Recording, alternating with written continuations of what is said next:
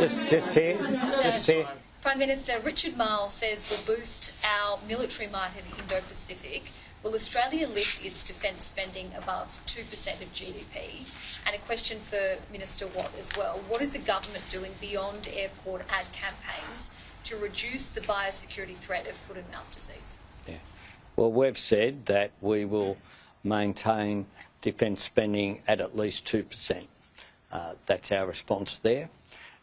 National security and our security in the Indo-Pacific is about more than just defence spending, and tomorrow I'll be travelling to the Pacific Island Forum, where our neighbours in the Pacific understand that climate change is a national security issue.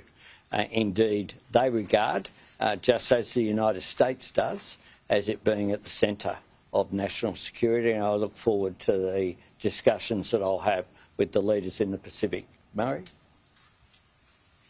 Thanks, PM.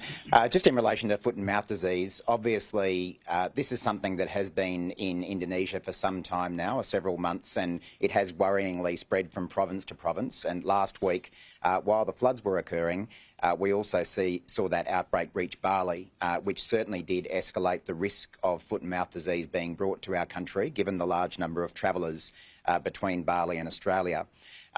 Pretty much as soon as we had that confirmed, our government instituted tough new measures at the borders. Certainly public information campaigns has been part of our response.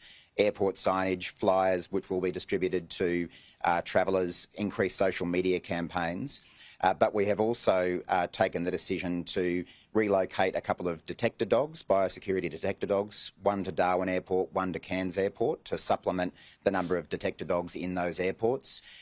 We now have also implemented a change where every single flight returning from Indonesia or coming in from Indonesia will be boarded by biosecurity officers, and a specific message will be played to passengers about the threat of foot and mouth disease and what they can do to stop it.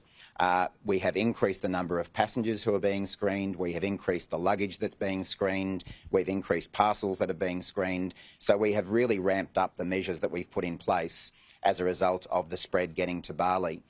In addition, I will be travelling tomorrow to Jakarta for face-to-face meetings with the Indonesian Ministers for Agriculture and Disaster Management to see how we can continue to support them in their efforts to contain this outbreak.